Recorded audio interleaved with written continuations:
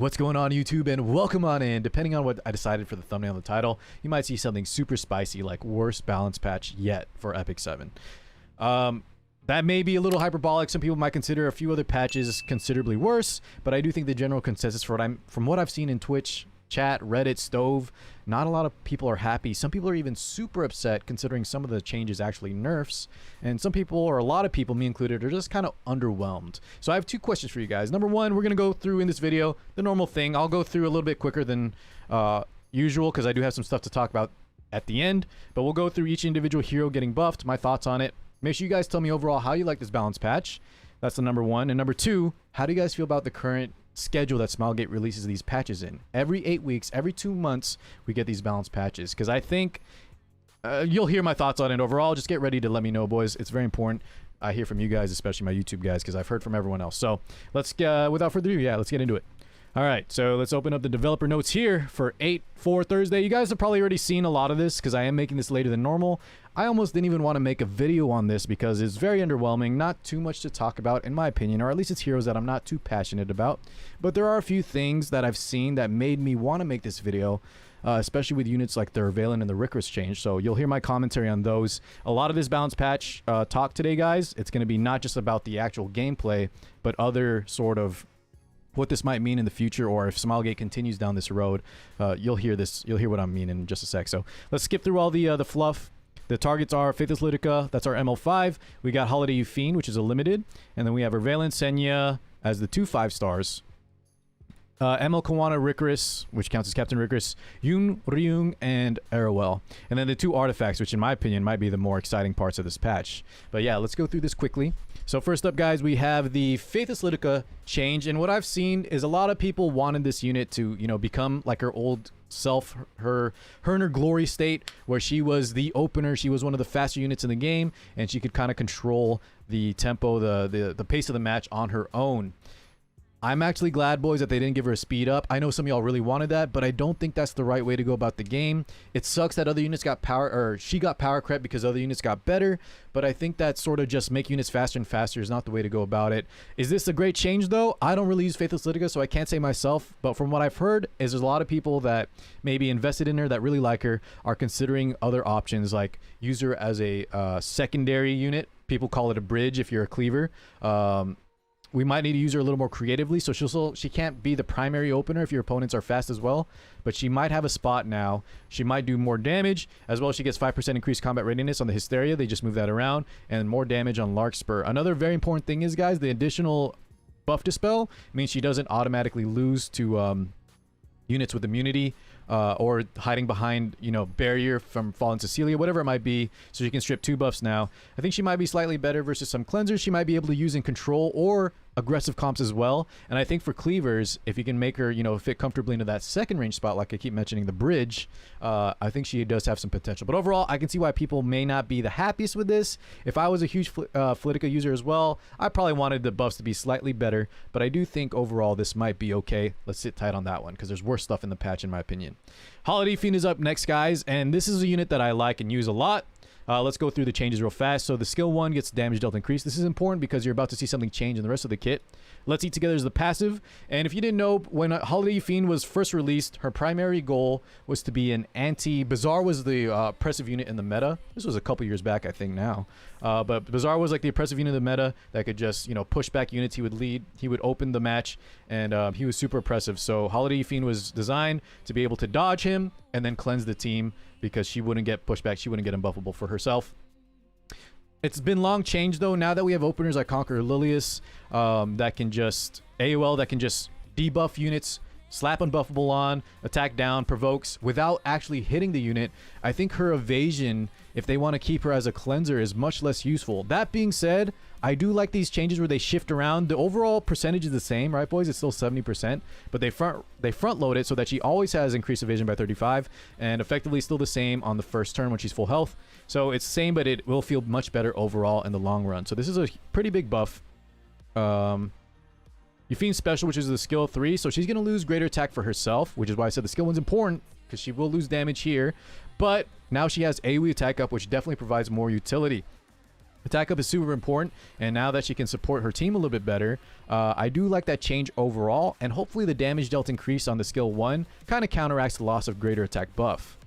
But overall, guys, the reason I brought up the whole evasion cleanser is I just don't think Yufine in her current state is good for the meta, and that's fine, boys. We don't need every unit from these balance patches to become, you know, a top tier meta pick, but I do wish they tried something else other than, you know, just slightly changing the evasion.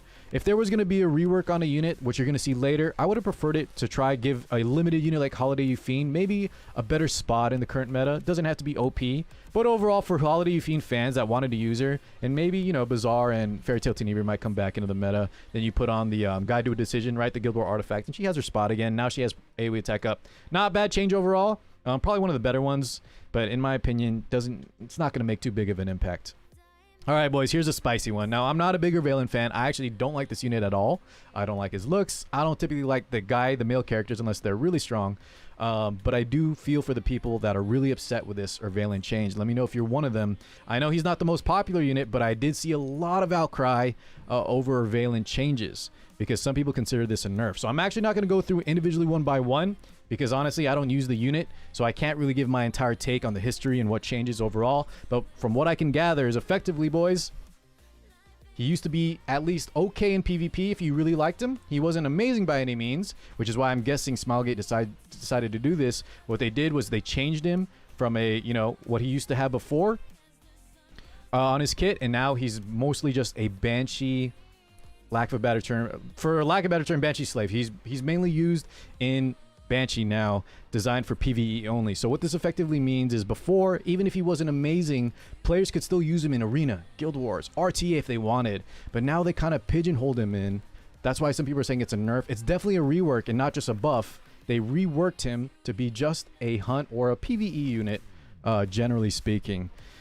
So they took away like the unique parts of his kit, right, with HP scaling, I believe. Like I said, I don't really play him, so I'm not too versed on what they changed. But yeah, it looks like here now he's only good versus elite boss monsters, where before it was just HP scaling, which could be used in outside of outside of PvE scenarios. So overall, my main point on this, guys, you guys let me know if you're bigger Valen fans why this is super bad. But overall, I think the idea is what's terrible here, where Smilegate decides that a unit can't be viable for RTA or is not meta for RTA PvP. And so they're going to delegate them into a purely PvE role. And what that means is they're taking away some control from players that even if they weren't even if he wasn't amazing, now you can't really use him previously in PvP at all, because his whole kit now revolves around targeting elite or boss monsters. And I just think that's kind of a lazy way out to make units more usable, because he probably will get more play now. If you needed help with Banshee, you didn't have Baiken or something, he's another option. But I don't think that's a great choice, as Banshee's already not... We didn't need more Banshee one-shotters. We have the Mouse. We have Baiken. You know, you have Yufine can do it. You have Strays. You have Watcher Shuri. There's a million options already out there. I don't think this is a good change, because it does hurt a lot of players out there. At least, hopefully, they'll give a recall for players that don't like this change. At least maybe they'll recall and you can get your Catalyst, Slates, whatever might you know, the Molas, all that stuff back. Anyways, let's move on past our Valen, guys, but that's one of the big ones that I wanted to make this video about. The idea of why he's getting nerfed, or at least the decision into making like a pigeonholed PvE unit, where before people had fun with him in PvP. All right, guys, next up, Senya. Let's get back on a positive note, because I like this change overall. Grace of the Battlefield, whenever she gets hit and it doesn't crit, she used to give a random buff to all allies. Now she gets a guaranteed barrier for 2 turns. So previously it was just a 1-turn buff, and increases her speed as well. The barrier will scale off her attack, and most Senyas, right, we build with massive attack, because that's kind of how her kit revolves around. I think this is an overall way better change. It was sometimes fun to get like really good buffs here. I believe like you could get defense up, continuous healing, immunity, things like that, which might impact the match, but reliability is honestly better, and 2 turns barrier that scales off attack sounds really, really nice, as long as we're not fighting a lot of unbuffable. On top of that, her Dragon Slayer Striker skill 3, on top of the 100% blind, now gets an 85% chance to provoke, so that's really good as well. In case you missed the blind, you have another chance to provoke the unit and also stop mitigating. So Senya's goal right now, it seems like, and this was kind of already how she was before, is to really mitigate the early turns of your opponent through the use of barriers. Now she has a chance to provoke or blind them. And on top of that, guys, her counterattack stance gets buffed another turn too. So pretty significant I think the players that already use Senya though, because she's pretty good already as is. It just depends if you like her enough to draft her or play her in certain modes. But now the players that did use Senya already, I think are going to make her feel much, much better. And on top of that, boys, I might even change my own. Right now, I think most people are on the lifesteal or the health gain exclusive equipment. Now we can make that Grace of the Battlefield barrier strength even stronger. So once we see the scaling, it scales off for attack, which is usually a ton. And then you can even get 20% more.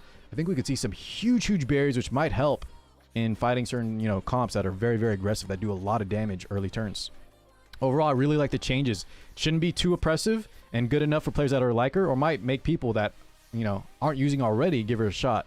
Now, here's another lazy one in my opinion. Great Chief Kawana, who's really just a Katie's unit. So they're making her Valen more of a Banshee unit. Kawana's already just a Katie's unit, maybe some Expos, but PvE only.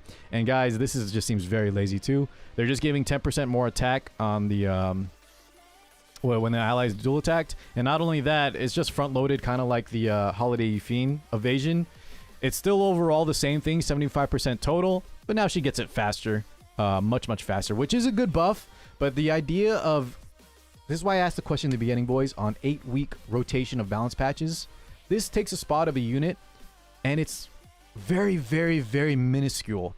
Now, don't get me wrong, if y'all like Kawana and you're using her there in the expos, this is going to make her feel nicer. Like I said, she'll ramp up the attack faster. But for this to take a spot when we only have like 8 or so units to balance every 8 weeks, I'm a little disappointed with this. And that's why I think a lot of players just aren't really happy with this patch. Now we got to wait another 2 months to see other stuff. Moving on here, guys, Rickers, this is going to be the same thing with Valen. I'm going to move through this one pretty quickly as I don't really use him too often. I know he had like a self-heal and a stun, but he was typically seen as more of a fun unit. Maybe had some use, very, very rare niche use in PvP. But overall, they're reworking him as well, and a lot of players consider this a nerf too.